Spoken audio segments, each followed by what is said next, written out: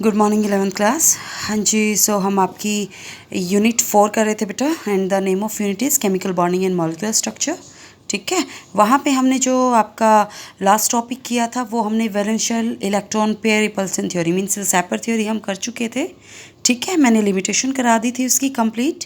आज हमने जो आपकी थ्योरी करनी है, जिसको आप मॉडर्न थ्योरीज भी बोलते हो, जो आप एक्सप्लेनेशन आपकी करती हैं ना सिर्फ स्ट्रक्चर की, बल्कि जो बॉन्डिंग होती है मॉलिक्यूल्स के बीच में वो किस टाइप से होती है, वो हर तरह से मतलब बॉन्ड फॉर्मेशन के बारे में भी आपको एक आइडिया प्रोवाइड करती है। ठीक है, तो आप यहीं पे आपकी जो थ्योरी है इसका नाम भी है valence bond theory of covalent bond. ठीक है, मीन्स जो कोवेलेंट बॉन्ड है उसकी फॉर्मेशन आपकी कैसे होती है। ठीक है, तो वीबी थ्योरी आपकी कम्प्लीटली बेस्ड होती है कोवेलेंट बॉन्ड के कंसेप्ट पे। ठीक है, बेसिक सा क्वेश्चन आपके पास यही होता है, आप ये सोचते भी हो ये चीज़ें एंड सोचनी भी चाहिए कि हाइड्रोजन का जो मॉलिक्यूल है that exist in H2 form. ठीक है, बट हीलियम तो कभी He2 नहीं होता, क्यों नहीं होता?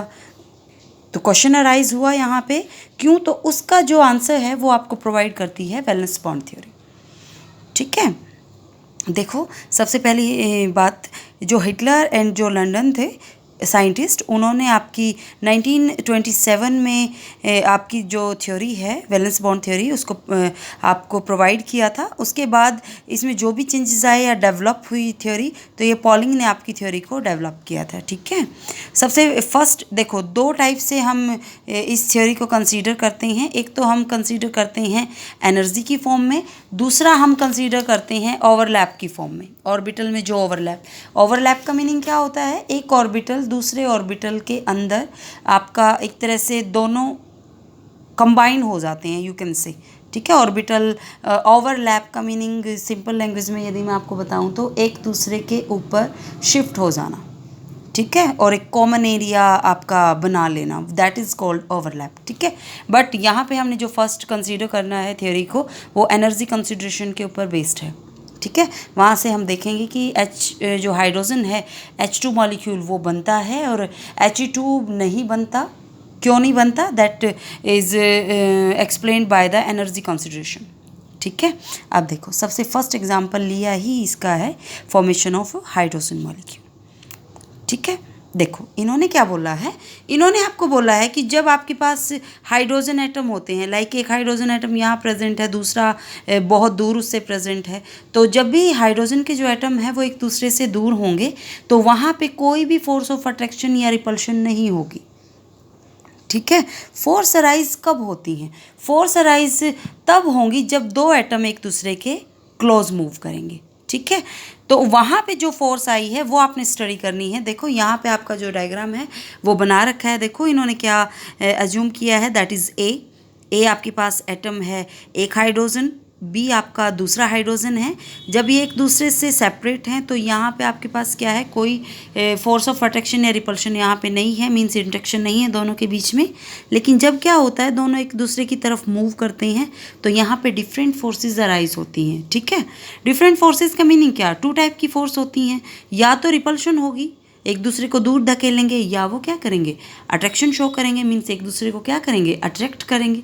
ठीक है, अब आपको पता है हाइड्रोजन की हम बात कर रहे हैं, एक हाइड्रोजन का मॉलिक्यूल, उसमें क्या कितने इलेक्ट्रॉन होते हैं, ओनली वन, तो that is E is the electron of A hydrogen atom को रिप्रेजेंट करता है। ठीक है, तो एक इलेक्ट्रॉन इसका हुआ, दूसरा इलेक्ट्रॉन बी वाले का हुआ। अब सबसे पहली बात तो हमारे पास यही है कि जो न्यूक्लियस है हाइड्रोजन एटम का वो अपने इलेक्ट्रॉन को अपनी तरफ अट्रैक्ट करके रखता है। ठीक है, दो मॉलिक्यूल हैं, सॉरी दो एटम्स हैं, तो जो फोर्स ऑफ अट्रैक्शन है वो कितनी है, ऑलरेडी प्रेजेंट 2 हैं, नई कितनी अराइज हुई। अब देखो ए वाले का जो इलेक्ट्रॉन है वो आपका अट्रैक्ट होगा बी के न्यूक्लियस की तरफ, दूसरे वाले हाइड्रोजन के न्यूक्लियस की तरफ, क्योंकि पॉजिटिव नेगेटिव को क्या करेगा, अपनी तरफ अट्रैक्ट करेगा। तो यहाँ से फोर्स ऑफ अट्रैक्शन जनरेट हुई, कब होंगी, जब दोनों एक दूसरे के क्लोजली प्रेजेंट होंगे। ठीक है, दूर होंगे तब कुछ नहीं होगा। सेम केस यहाँ होगा, जो बी का इलेक्ट्रॉन है वो किसकी तरफ मूव करेगा, ए हाइड्रोजन जो है हाइड्रोजन ए उसके न्यूक्लियस की तरफ। तो मीन्स यहाँ पे क्या हुआ, जब जो एटम्स है एक दूसरे के क्लोज आए वहाँ पे 2 new forces of attraction arise हुई। 2 ऑलरेडी प्रेजेंट थी, 2 और आपकी अराइज हुई when they move towards each other. Okay अब रिपल्शन किसके बीच में होगी? रिपल्शन भी होनी जरूर यहाँ पे डेफिनेट है कि क्योंकि न्यूक्लियस तो एक हाइड्रोजन ए वाले का भी है, न्यूक्लियस हाइड्रोजन बी वाले का भी है, तो दोनों एक दूसरे को क्या करेंगे? रिपल करेंगे। सेम केस है, एक जो इलेक्ट्रॉन हैं दोनों के साइमल्टेनियसली वो भी क्या करेंगे? एक दूसरे को रिपल करेंगे। तो यहाँ पे जो टोटल फोर्स ऑफ रिपल्शन है वो भी कितनी हुई? 2। फोर्स ऑफ अट्रैक्शन को यदि हम ओवरऑल करें तो वो कितनी हो जाती हैं? 4। That is the main point. इसे समझो आप, केमिकल बॉन्ड बनने के लिए आपकी जो एनर्जी है ना, एनर्जी का जो कंसेप्ट है, देखो बेटा एक चीज़ को समझ लो, जब भी आपकी जो फोर्स ऑफ रिपल्शन है वो इंक्रीज होंगी तो मीन्स जो मॉलिक्यूल है ना उसकी एनर्जी ज़्यादा हो जाती है। एनर्जी ज़्यादा होते ही स्टेबिलिटी कम, ठीक है। और ये केस कब होगा? जब रिपल्सिव फोर्सेस ज़्यादा हो फोर्स ऑफ अट्रैक्शन से, ठीक है। लेकिन जब आपकी जो अट्रैक्टिव फोर्स हैं वो आपकी ज़्यादा हो as compare to repulsive force, तब वहाँ पे क्या होगा? वहाँ पे एनर्जी आपकी कम हो जाएगी मॉलिक्यूल की, एंड जो मॉलिक्यूल है वो क्या हो जाएगा? स्टेबल हो जाएगा। तो यहाँ से जो एजम्पशन हमने की थी, एग्जाम्पल लेके जो हमने किया है, वहाँ से हमने यही फाइंड आउट किया कि हाइड्रोजन के जो मॉलिक्यूल हैं उसमें टोटल 4 तो आपके पास क्या है? फोर्स ऑफ अट्रैक्शन, ठीक है। लेकिन रिपल्शन कितनी है? Only 2। Means force of attraction ज़्यादा है एज कंपेयर टू रिपल्शन। इसका मीनिंग क्या है कि जो हाइड्रोजन मॉलिक्यूल है वो क्या होगा? फॉर्म होगा, ठीक है। आपका यही यहाँ पे दे रखा है, एक बार देखो। These forces are of 2 type. 2 type की फोर्सेज अराइज होंगी when the atom approach each other. तो वहाँ पे कौन कौन सी होगी? That is the force of repulsion, ठीक है, और फोर्स ऑफ अट्रैक्शन। अट्रैक्शन कौन सी होगी वो मैंने आपको बता दिया है। यहाँ पे देखो, that is the main point. If a system the new forces decrease the energy, यदि जो नई फोर्स आपकी बनी है वो एनर्जी को कम कर देती है तो वहाँ पे केमिकल बॉन्ड की पॉसिबिलिटी है कि वो बनेगा, ठीक है। लेकिन यदि एनर्जी ज़्यादा होगी तो वहाँ पे बॉन्ड की फॉर्मेशन नहीं होगी। तो यहाँ से मैंने आपको एग्जांपल से समझा दिया है। आप जब ये चीज़ें रीड करोगे तो यहाँ से आपको इजीली अंडरस्टूड हो जाएगा कि हाइड्रोजन मॉलिक्यूल के केस में जो फोर्सेस ऑफ अट्रैक्शन है वो ज़्यादा होती हैं। इसका मीनिंग जो सिस्टम है उसकी एनर्जी ओवरऑल कम एनर्जी होगी तो स्टेबिलिटी कितनी होगी? ज़्यादा होगी, ठीक है। मीन्स जो हाइड्रोजन मॉलिक्यूल है वो क्या बनेगा? क्या होगा? फॉर्म होगा, वहाँ पे बॉन्डिंग पॉसिबल होती है। ओके अब यही चीज़ आप ग्राफिकली एक बार समझ लो। यहाँ पे आपका पोटेंशियल एनर्जी का ग्राफ बना रखा है इंटरन्यूक्लियर डिस्टेंस का से कंपेयर करके। इसको समझो, जो ये थ्योरेटिकल पोर्शन है ये सारा का सारा यही बता रखा है। देखो इंटरन्यूक्लियर डिस्टेंस, जब डिस्टेंस यहाँ से ग्राफ स्टार्ट होता है, डिस्टेंस जब आपकी ज़्यादा होगी, डिस्टेंस ज़्यादा होगी तो जो फोर्स ऑफ अट्रैक्शन या रिपल्शन है वो तो होगी नहीं, ठीक है। वहाँ पे आपकी एनर्जी कितनी ले रखी है? ई, ठीक है। मीन्स वो एक आपका एक पर्टिकुलर एनर्जी का ले रखा है कि वहाँ पे एनर्जी क्या होगी? कांस्टेंट होगी, क्योंकि वहाँ पे कोई मूवमेंट नहीं हो रही, ना कोई काइनेटिक एनर्जी, कुछ नहीं। पोटेंशियल एनर्जी को स्टडी करें तो पोटेंशियल एनर्जी आपकी क्या रहेगी? एटम्स की कांस्टेंट रहेगी, ठीक है। बट इंटरन्यूक्लियर डिस्टेंस आपकी कम हो रही है। यदि आप डिस्टेंस को कम करते हो तो आप फाइंड आउट करते हो कि जो पोटेंशियल एनर्जी है ना वो भी क्या हो रही है? कम हो रही है। That is the point of zero. ये ज़ीरो का पॉइंट है, ये जो दिखा रखा है डॉटेड लाइन से, इसे नीचे नेगेटिव उससे ऊपर पॉजिटिव, ठीक है। तो जब फार अपार्ट थे तो पोटेंशियल एनर्जी कांस्टेंट थी।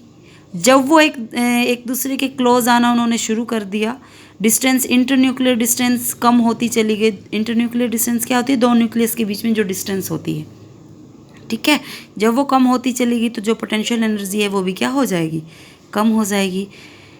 एक ऐसा पॉइंट आता है, दैट इज़ द पॉइंट जहाँ पे जो एनर्जी है वो क्या होगी? मिनिमम। और मैंने आपको बताया है एनर्जी जहाँ पे मिनिमम होगी वहाँ पे स्टेबिलिटी क्या होगी? मैक्सिमम होगी। मैक्सिमम स्टेबिलिटी मीन्स वहाँ पे बॉन्ड फॉर्मेशन होगी। तो जो ये डी नोट दिखा रखा है, डी नोट आपका रिप्रेजेंट करता है जो आपकी इंटरन्यूक्लियर डिस्टेंस होती है उसको, या यू कैन से बॉन्ड लेंथ को रिप्रेजेंट करता है,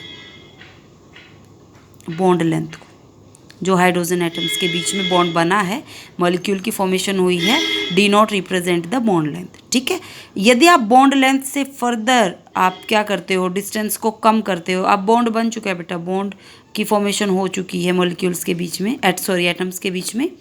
तो यदि आप इस चीज़ को जो डिस्टेंस है उसको और ज़्यादा कम करते हो तो वहाँ पे जो मॉलिक्यूल है वो ब्रस्ट हो जाएगा, मीन्स एकदम से जो एनर्जी है वो क्या हो जाएगी, हाई हो जाएगी, पॉजिटिव पे मूव कर जाएगी। ठीक है, तो ये पॉइंट आपका आई थिंक आपको समझ आया होगा। ठीक है, अब जो ये पॉइंट है, पॉइंट ऑफ मिनिमम एनर्जी, इसको आप बोलते हो बॉन्ड एनर्जी या बॉन्ड डिसोसिएशन एनर्जी। क्या होती है, the energy which is required to break a bond, simple language में, या you can say the energy required to break 1 mole of the bond of the same kind. ठीक है, तो ये आपकी होती है बॉन्ड एनर्जी या बॉन्ड डिसोसिएशन एनर्जी।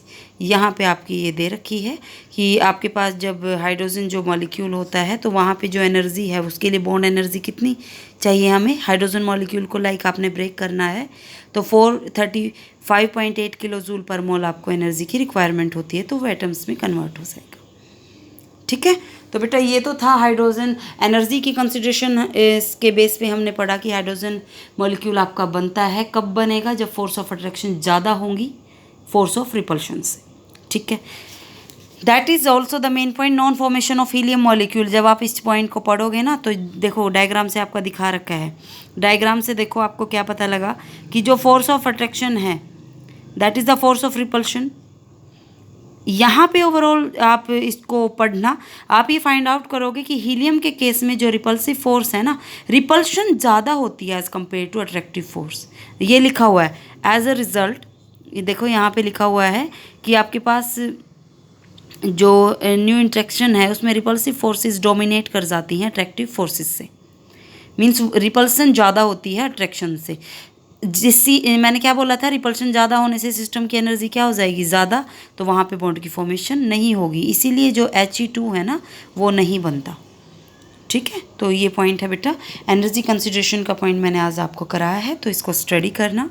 ठीक है, जो आपका नेक्स्ट कंसेप्ट है ऑर्बिटल ओवरलैप का, वो मैं आपको कल कराऊंगी। ठीक है, थैंक यू।